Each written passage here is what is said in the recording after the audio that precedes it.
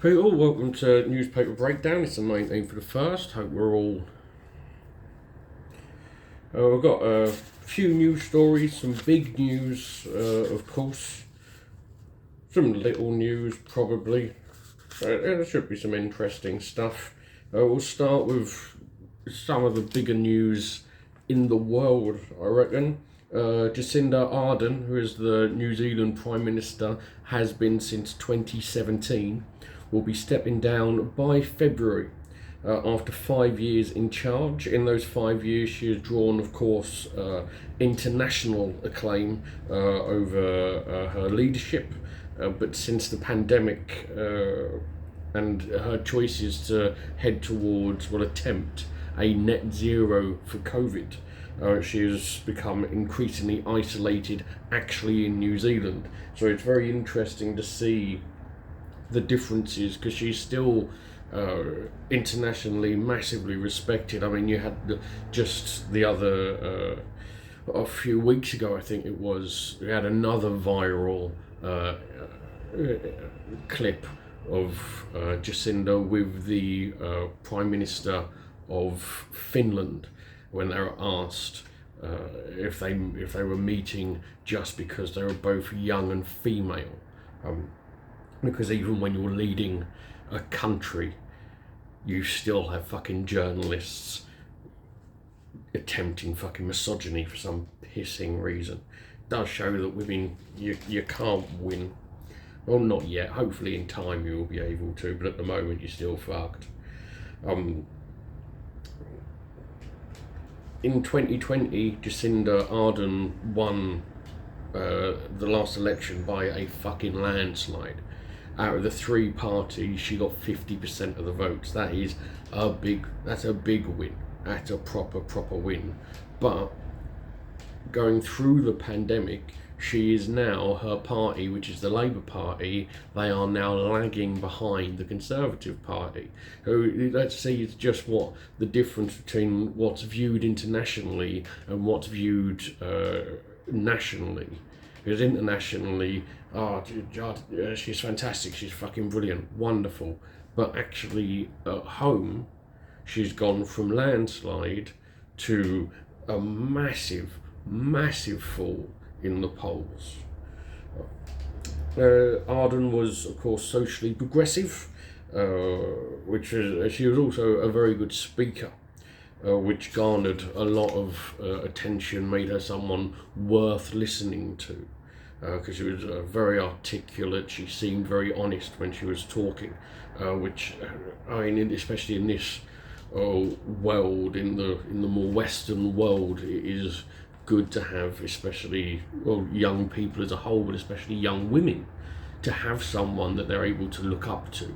I mean, in this country, you look at the female politicians we currently have in government. You look at the likes of Nadine Dorrans, Liz Truss, Priti Patel, Suella Braverman. You don't want to. You hope against hope that young girls aren't looking at them and saying, that's how I have to be to get into politics. Look at someone like Jacinda Ardern, that's someone you look up to.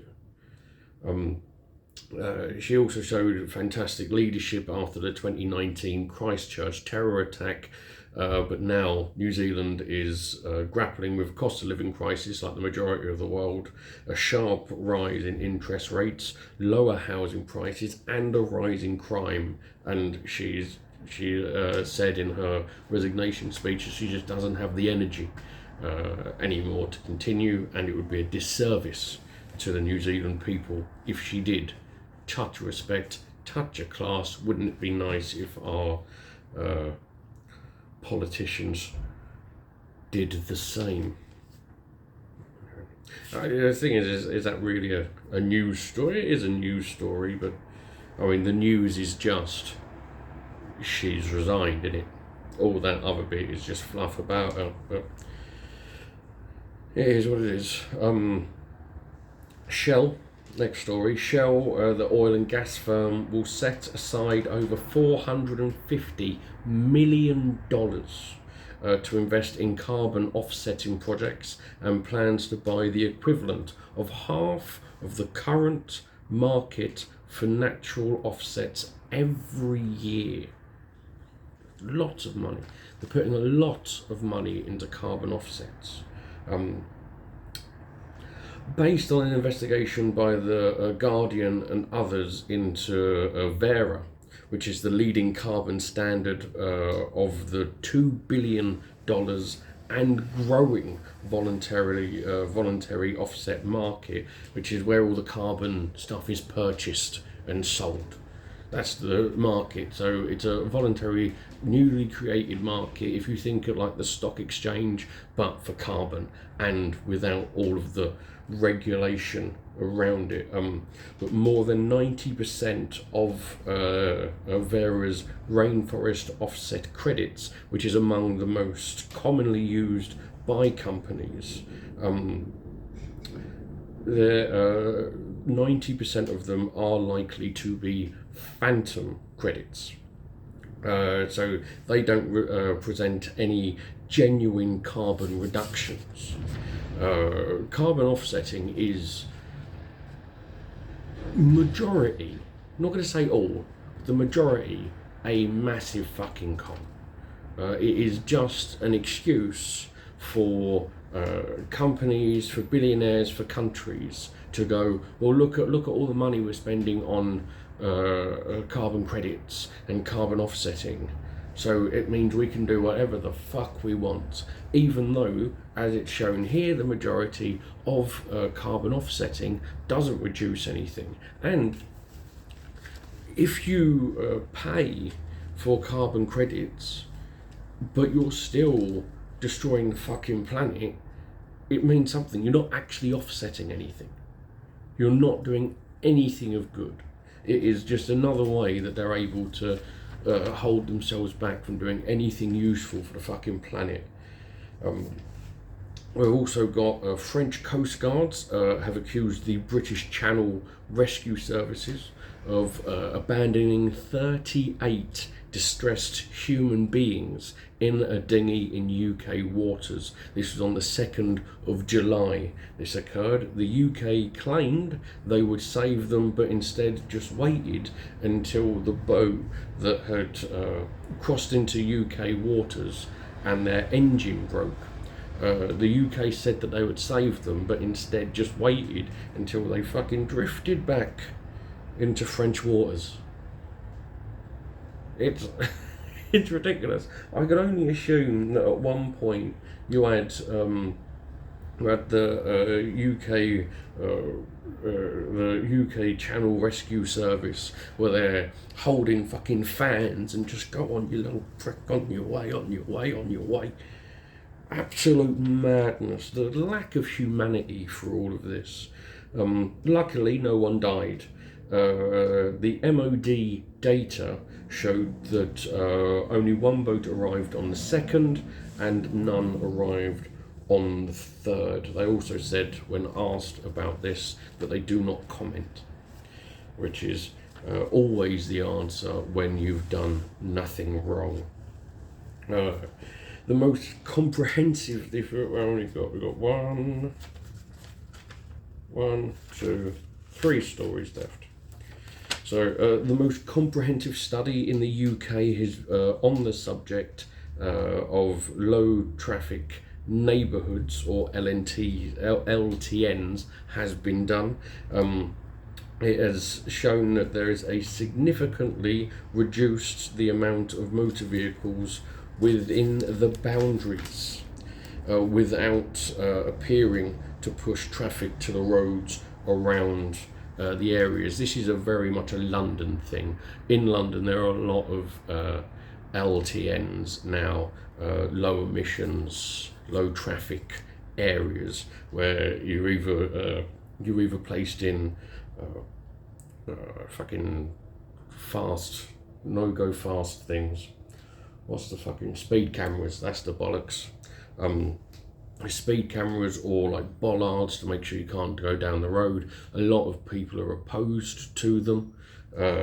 One of the reasons they are opposed is because they say that, well, it just moves traffic from one place to another. However, this is the most comprehensive research done on it at the moment, suggesting that it doesn't. The research was based on the traffic count data before and after the installation of LTNs in London. In the zones, there was a 32.7% reduction in the motor traffic when measured as a median, and 46.9% reduction when calculated as a mean. I had to look up the difference between mean and median because it's been some time since I was at school. So for anyone else who also has forgotten, mean is being the average found by adding everything together and dividing by the amount there is, and median is being the middle number when numbers are placed from least to greatest. As I say, opponents claim that the LTNs do not reduce overall the amount of traffic, but simply move it around. So you say, well, I can't go down this road, I'm going to have to go all the way around, instead of just not using your car.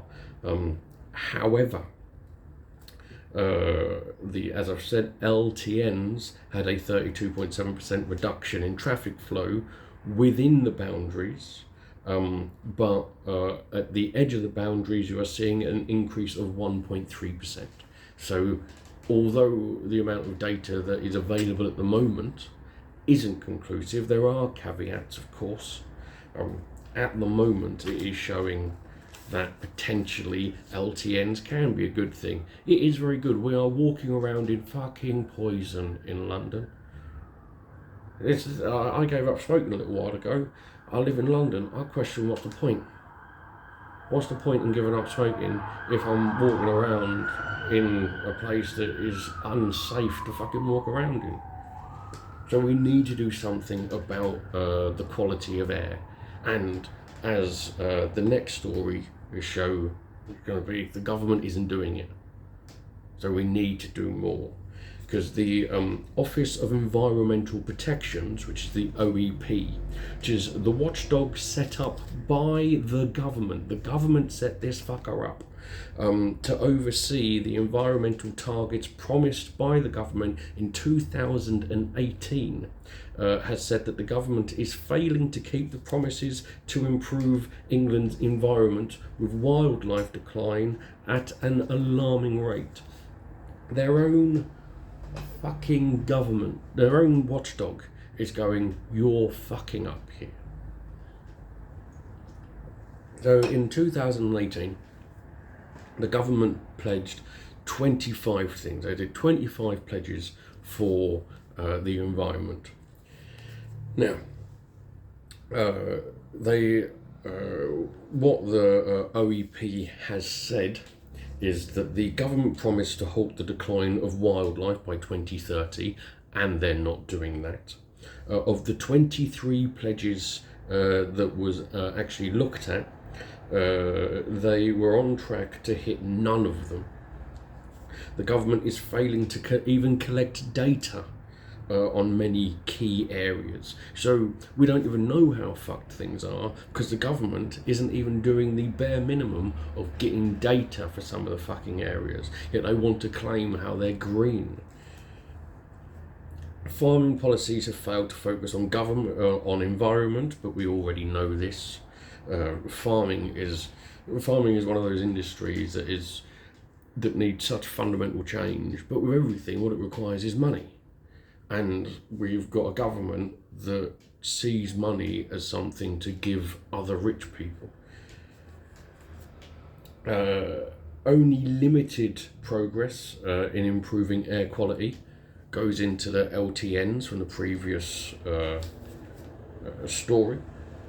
And finally, there are concerns over plans to scrap EU laws that offer environmental protections, because the thing with getting rid of all of these laws, and that was in the bill I spoke about, I think, yesterday, they're going to be replaced, and they're going to be replaced by what the government think they should be replaced by. And if you're there sitting down thinking, right, the government is going to get rid of EU laws and replace them with their own laws, I bet they're going to be good. You're a loon, and I have some magic beans for you. Finally, we'll end on France, where the French have once again showed the British how to strike. Hundreds of thousands of strikers are out today in demonstration against Macron's plan to raise the retirement age by 2 years to 64. Currently in this country, we're heading up to 68, and they're fucking hundreds and thousands of them bringing the country to its knees to stop it from going up to 64. Although many in France do believe that there needs to be change in welfare and pensions, they do not view Macron's plan to raise the retirement age and increase the years of contributions needed to receive a full pension as a just way to go. It would be fun to at least once attempt what the French do, see what happens. I mean, maybe we'll make some changes, who knows. Anyway, that's it for today. I hope you got something from it, and I shall speak to you later.